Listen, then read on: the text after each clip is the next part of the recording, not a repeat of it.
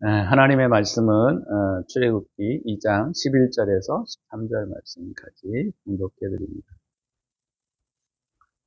모세가 장성한 후에 한 번은 자기 형제들에게 나가서 그들이 고되게 노동하는 것을 보더니 어떤 애굽 사람이 한 히브리 사람 곧 자기 형제를 치는 것을 본지라.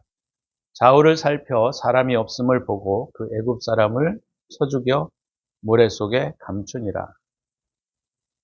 이튿날 다시 나가니 두 히브리 사람이 서로 싸우는지라. 그 잘못한 사람에게 이르되 네가 어찌하여 동포를 치느냐 하매.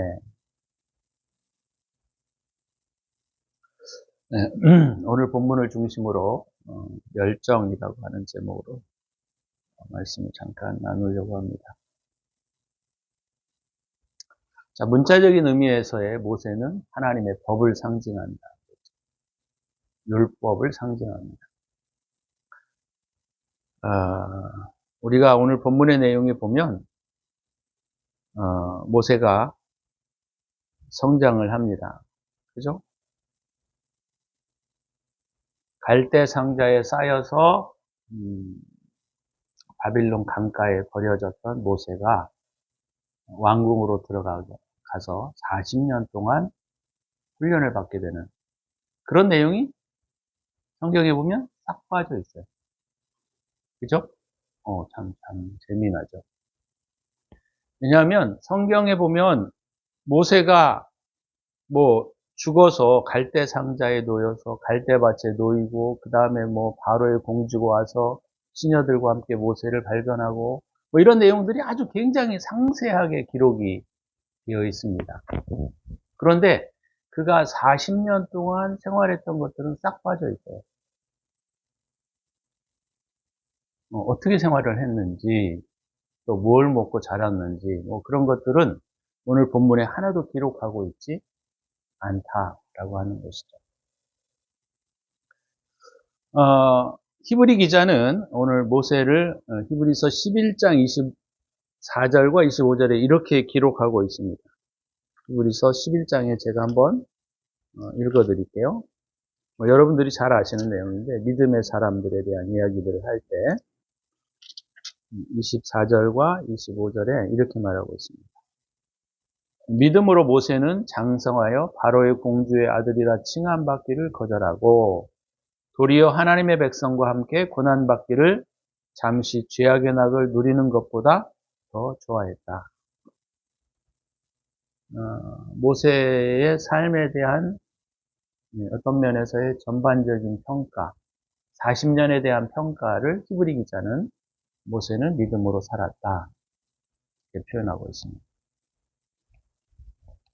우리가 이제 중요한 것은 뭐냐면 40년 동안의 삶에 대한 모세의 부분들을 상세하게 기록하지 않았다라고 하는 점이에요.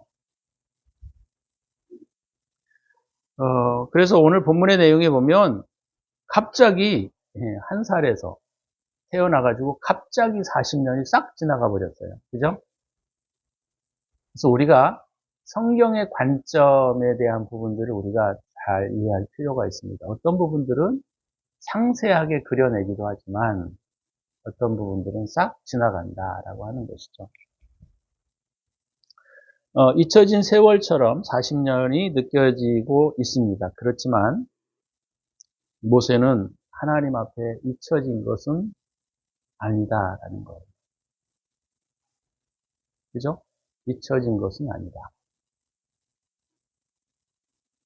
나에게 이것도 우리가 잘 적용해 볼 필요가 있습니다. 하나님은 우리에게 어떤 일들을 하시지 않고 그냥 묻혀 지나가는 것 같고 아무런 느낌도 없고 아무런 생각도 없는 것처럼 시간들이 지나가지만 하나님의 통제 아래 있다. 통치 아래 있다.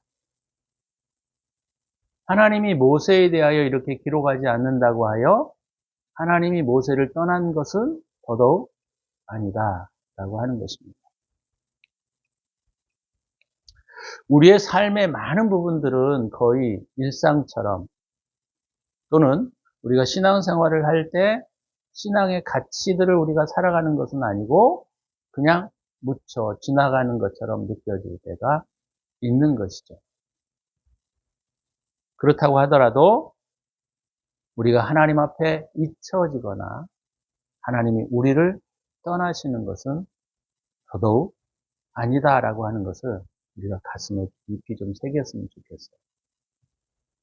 내게 특별한 일이 일어나지 않는다 하더라도, 내가 일상적인 일들이 반복되어진다 하더라도 그것을 무리하게 왜 하나님은 나에게 아무런 것도 하시지 않나? 이렇게 생각하시지 말고 하나님은 여전히 나와 함께 하신다. 하나님은 우리가 잊혀진 것처럼 느껴질 때에도 하나님은 우리를 잊지 않으신다. 그런 점들을 우리가 오늘 본문에서 발견할 필요가 있다라고 하는 것이죠.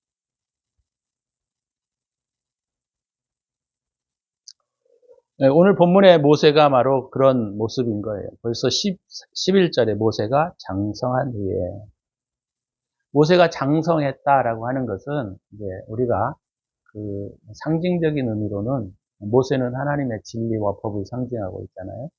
법과 진리들이 더 규모 있고 정렬되어졌다라는 표현으로 우리가 말할 수 있는 것이죠. 자, 우리가 이제 이 점에서 우리가 조금 깊이 생각해 보고, 고민해 가야 할 부분들이 뭐냐면,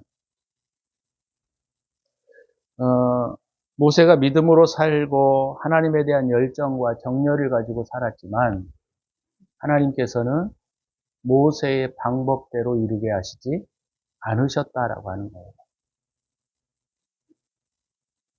이 부분들을 우리가 조금 더 좀 의미 있게 지켜봐야 한다라고 하는 것이죠. 우리가 이제 하나님 앞에 신앙생활을 하게 될 때 많은 신앙이 좋고 또 열정이 있는 사람들의 특징들이 뭐냐면 자기의 열정을 가지고 하나님의 나라와 그 꿈들을 이루어 가려고 하는 성향들이 짙게 됩니다. 그건 누구에게나 있어요. 나는 하나님의 나라와 그분의 영광을 위하여 살아야 되겠다라고 하는 마음들이 잘못하면, 뭐 잘못하는 것도 아니겠죠. 자기의 열정과 자기의 만족으로 되어져 버리는 경우들이 되게 많습니다. 근데 사람들이 이런 것들을 겉으로 볼 때에는 하나님의 나라와 영광을 위하여 살아가는 것처럼 보여질 때가 많아요. 그래서 우리가 하나님 앞에 헌신을 많이 강조합니다. 그리고 스스로도 하나님의 나라를 위하여 자신을 채근하고 또 채찍질하는 경우들이 되게 많아요. 모세 또한 그러했다라고 하는 것이죠. 그러나 참 이게 재미난 게 뭐냐면 이게 자기가 하나님을 사랑하고 하나님의 나라를 위하여 열심을 내고 열정을 품고 주의 나라를 세우려고 했지만 실상 하나님은 그를 도와주시는 것이 아니었습니다. 그를 도와주시지 않으셨어요. 우리가 많은 그리스도인들이 착각하는 경우들이 뭐냐면 내가 열정을 가지고 주님의 나라를 위하여 애쓰고 힘쓸 때 주님은 나를 도와주실 거라고 생각하는 거예요. 도와주신다? 물론 도와주시죠. 근데 그 도와주시는 방향이 자기를 어떻게 성공시켜 주시는 방향으로, 자기가 만족되어지는 방향으로 돕는다라고 스스로 착각하는 경우들이 되게 많아요. 근데 오늘 본문의 내용을 보면 그렇지 않았다라고 하는 것을 우리가 기억하셔야 한다라고 하는 겁니다. 이게 재미난 게 뭐냐면 하나님은 신령하신 분이고 그분은 거룩하신 분이기 때문에 인간으로부터 내가 성경을 배워서 성경적인 마인드를 가지고 신앙을 가지고 신앙의 열정을 가지고 살아가려고 하지만 하나님은 내게로부터 비롯된 그 열정, 신앙의 열정일지라도 하나님은 그걸 통하여 일하시지 않는다라고 하는 거예요. 그래서 이게 되게 중요한 부분입니다. 많은 신앙인들이 신앙으로 자신들을 책은질하고 채찍질하고 심지어 그것 때문에 괴로워하는 경우들도 제가 많이 보게 됩니다. 근데 성경에 보게 되면 하나님께서 그런 일들을 이루어 가실 때 반드시 자기의 열정이 아니어야 한다라고 하는 거예요. 그래서 젊은 사람들이나 신앙의 열정을 가지고 있는 사람들이 힘들어하는 예들이 바로 이런 경우들입니다. 근데 우리는 그것들에 또 기승해서 우리도 막 그런 것들을 부추겨요. 당신 하나님 앞에 신앙으로 열심히 사니까 하나님이 당신을 도우실 거야. 그 도우실 거야 라는 말이 다 자기를 위한 도움이라고 생각하고 있는 거예요. 모세를 돕지 않았다라는 말이 아니라 하나님은 모세를 도우시고 계세요. 그렇지만 모세가 원하는 방향으로 또는 사람들이 원하는 방향으로 돕고 계시지 않다라고 하는 거예요.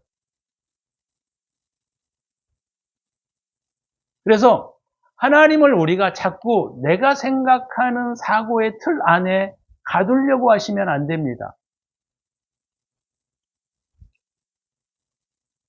이게 그리스도인들이 취하고 있는 가장 무서운 죄 중에 하나예요. 내 사고와 내 생각과 내가 생각하는 비전으로 하나님을 가두어 버리려고 하는 경향들이 있다라고 하는 거예요. 얼마나 모세가 자기의 생명을 걸고 하나님의 나라를 위하여 일하려고 하는 꿈과 비전을 가지고 살았습니까? 그래서 심지어 왕위도 자기는 중요하지 않다고 생각했어요. 여러분들이 그 고대 역사를 잘 아시는 것과 같이 그 모세를 길렀던 바로의 딸은 아이를 낳지 못했습니다. 그래서 모세가 바로 후계자가 될 수 있는 그런 절호의 찬스를 가지고 있었던 거예요. 가만히 있으면 모세가 바로의 왕이 되는 거예요. 그런데 모세는 그걸 즐거워하지 않은 거예요. 그 얼마나 신앙이 좋습니까? 그죠? 그럼에도 불구하고 하나님은 모세가 원하는 방식이나 또는 우리가 원하는 방식으로 일하시지 않는다라고 하는 거예요. 이 부분들을 우리가 기억하셔야 합니다. 왜요? 왜 그럴까요? 내게로 위하여 내 안에서 일어나는 열정과 정열은 하나님께 합당하지 않은 거예요.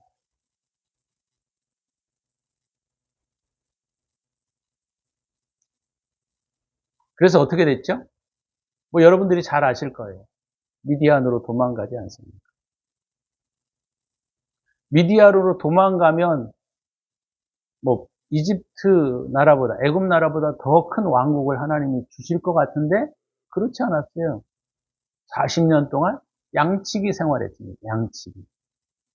거지가 되어서 양치기 생활을 했어요.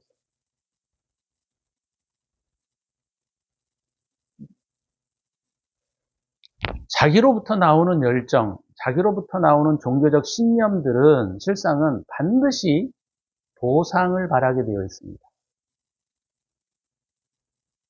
그래서 나는 원치 않는다 스스로 그렇게 말을 하고 비전을 갖고 열정적으로 다가가고 있지만 실상은 보상주의에 절어가게 되는 거예요. 여러분들은 어떠십니까? 유튜브로 메시지를 듣고 있는 분들은 어떠십니까? 이게 기독교인들이 가장 많이 저지르는, 가장 신앙이 좋다고 하시는 분들이 가장 잘못하고 제일 많이 오류를 범하는 예들이 바로 그런 거예요. 저 또한 옛날에 그랬습니다. 과거에.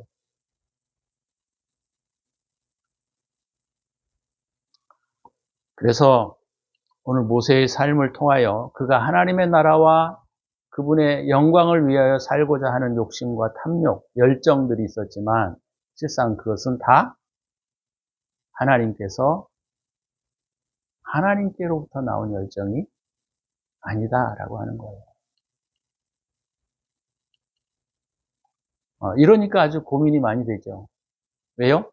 우리를 열정적으로 끌어갈 수 있는 동기를 잃어버리는 것 같은 느낌이 들잖아요. 신앙 안에서 열심히 신앙생활을 하자 이런 동기와 열정들을 끊어버리는 것 같아서 되게 힘든 거예요.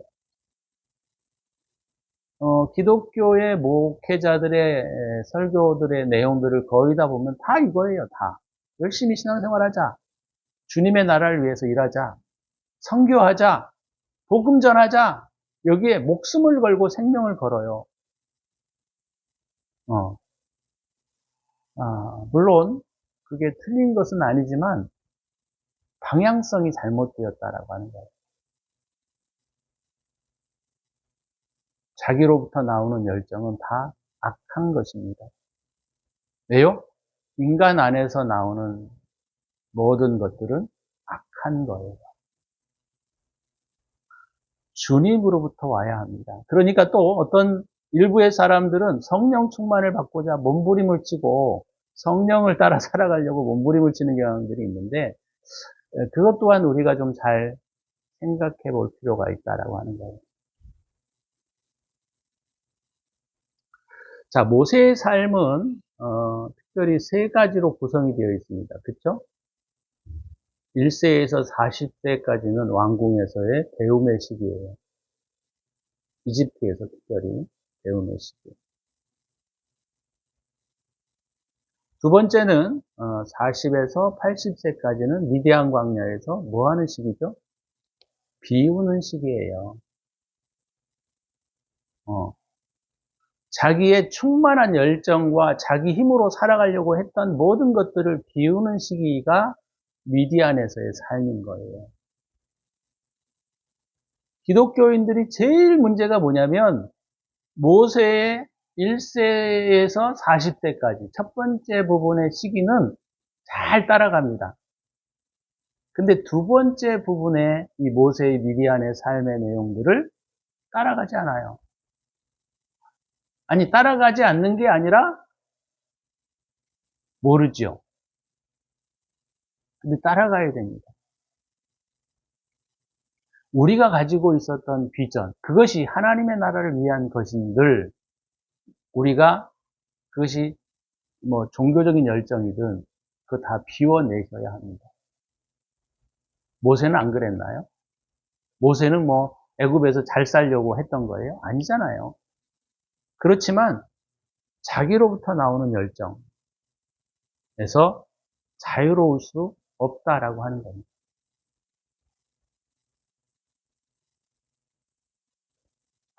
그 다음에 모세가 비우고 난 다음으로부터 그쵸? 이제 이스라엘 백성들을 이끌고 가나안 땅으로 여정을 떠나는 거예요.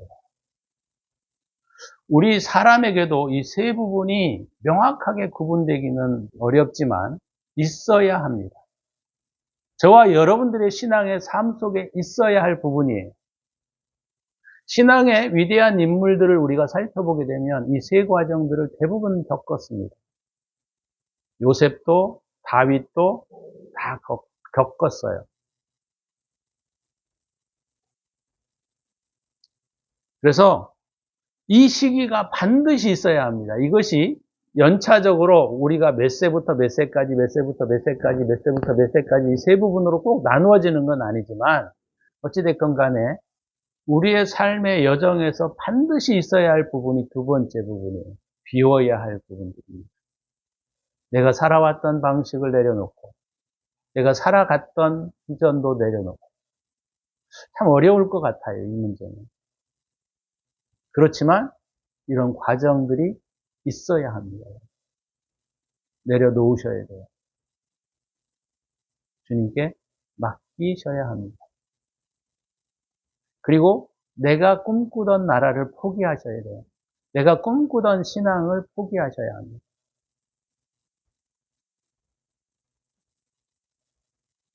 우리가 신앙을 배우고 신앙에 우리가 몰입하게 될 때 나타나는 특징들은 뭐냐면 그 내가 배웠던 신앙들의 열정들을 불피우려고 꽃 피우려고 하는 노력들을 마다하지 않아요. 저도 마찬가지예요. 내 인생을 걸고 하나님의 나라와 그의 영광을 위하여 살고자 했던 그 꿈들이 있었어요. 근데 하나님은 저에게도 모세와 같이 비우는 시간들을 저에게 허락하셨던 것을 봅니다. 하나님을 향하여 열정을 품으시면 안 돼요. 이게 말이 참 이상하네요. 그죠? 열정을 품지 말라?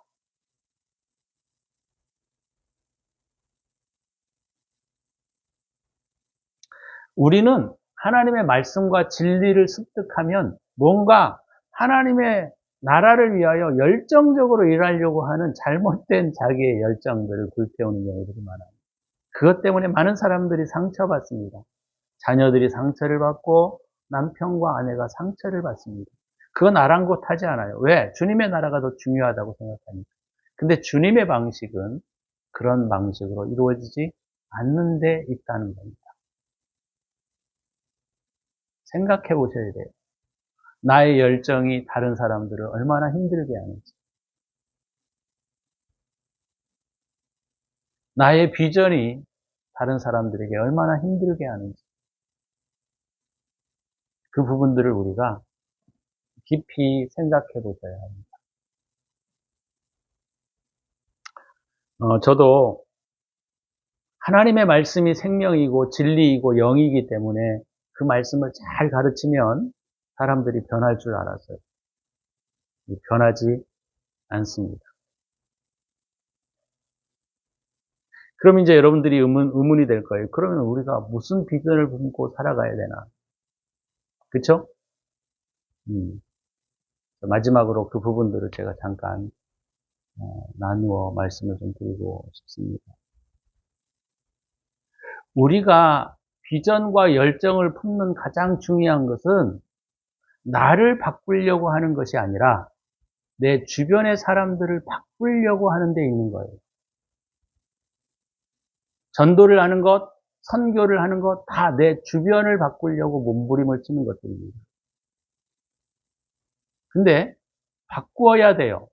뭘 바꿔야 되느냐? 내 주변과 상황을 바꾸려고 하시지 말고 내 삶을 바꾸셔야 돼요. 우리가 바꾸어야 할 대상과 방법이 달라야 한다는 거예요.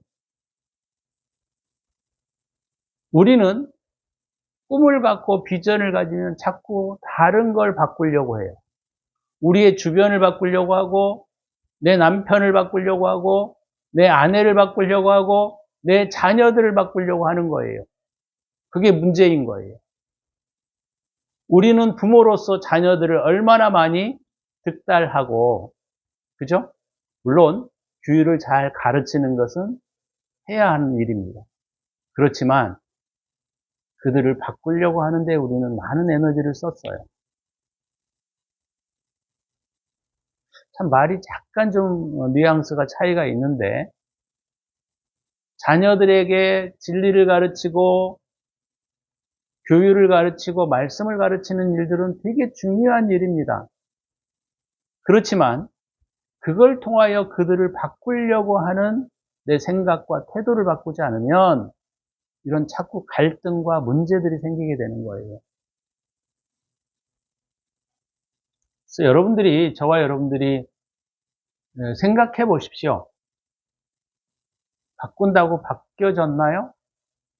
그렇지 않아요. 오히려 더 큰 문제와 아픔들이 우리에게 있는 것을 보게 됩니다. 그래서 우리가 바꾸어야 할 대상은 우리 주변의 환경과 사람들이 아니에요. 우리가 바꾸어야 할 대상은 우리 주변의 사람들이 아닙니다. 우리가 바꾸어야 할 대상은 바로 나인 거예요. 그래서 비워내야 한다는 거예요.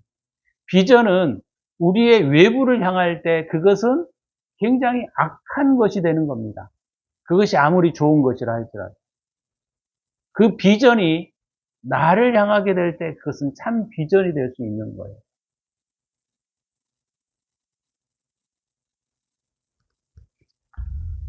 모세는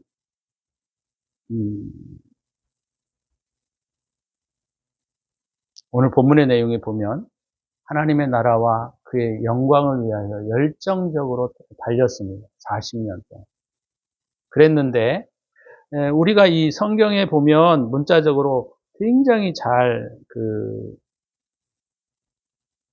표현하는 부분이 있어요. 15절인데 바로가 이 일을 듣고 모세를 죽이고자 하여 찾는지라 모세가 바로의 낯을 피하여 미디안 땅에 머물며 하루는 우물 곁에 앉았더라.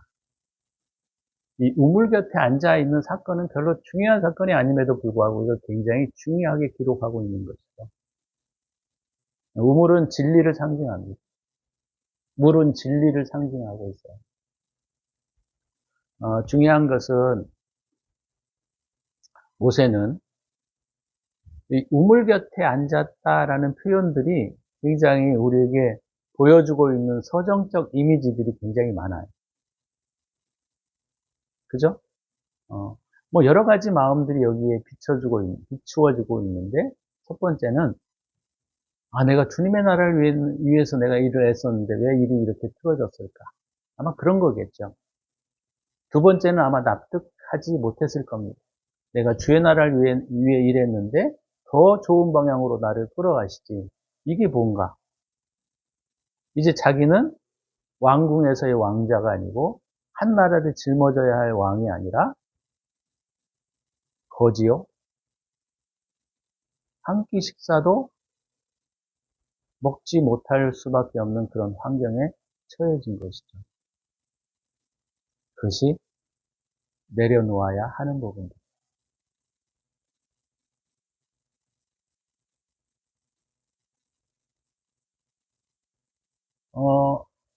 40년, 모세의 시간들을 이렇게 40년으로 규정하고 있는 게 되게 중요한 의미를 가지고 있기 때문에 그럽니다.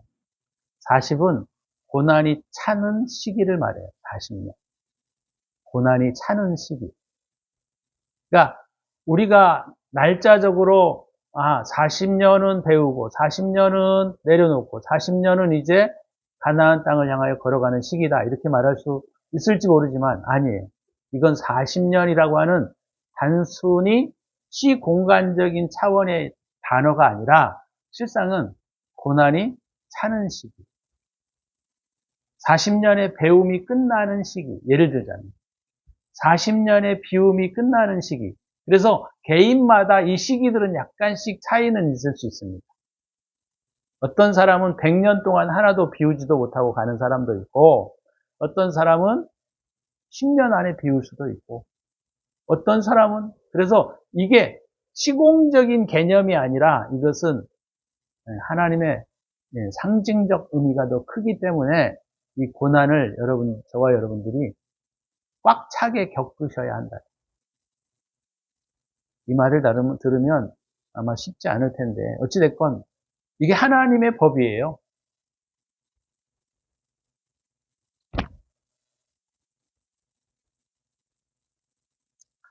오늘 말씀을 중심으로 해서 자신의 열정을 버리고 주님의 열정으로 거듭나야 합니다.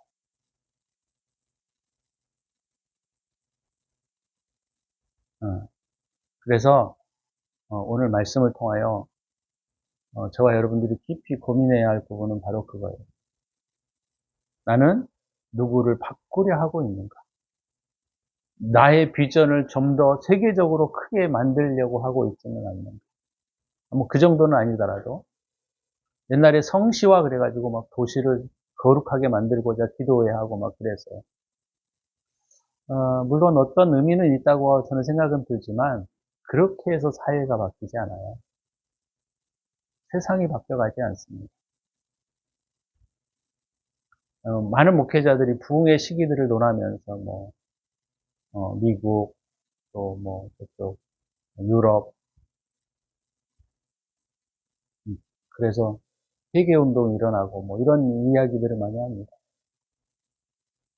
주님이 하시는 거겠죠. 어떤 부분은. 그렇지만 그것은 나로부터 이루어지는 것이 나의 열정으로부터 이루어지는 것은 아니다. 우리가 오늘 말씀을 통해서 나의 잘못된 이 열심 때문에 나의 잘못된 신앙의 열정 때문에 얼마나 많은 사람들이 고통을 당하고 얼마나 많은 사람들이 힘들어합니까? 저와 여러분들이 그런 부분들을 고민하고 회개를 좀 했으면 좋겠어요. 그리고 바꾸셔야 합니다. 잠깐 우리 기도합시다.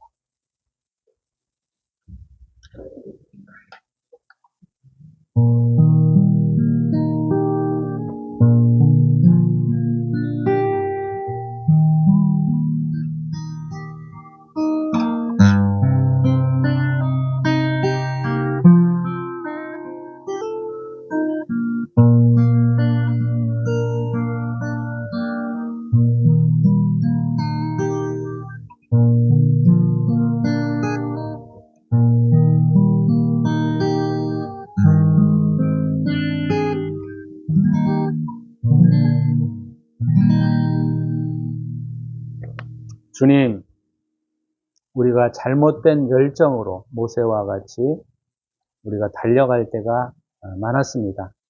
물론 이런 부분도 때로 필요한 과정이라고 저희는 생각하지만 하나님 이 열정, 나로부터 일어나는 열정들을 버리게 하시고 주님으로부터 받는 열정을 따라 살아갈 수 있도록 힘을 주시옵소서.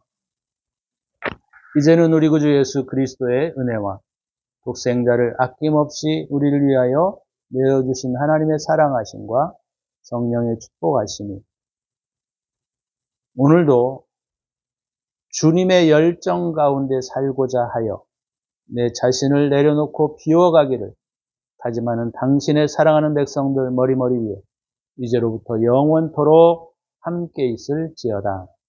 아멘.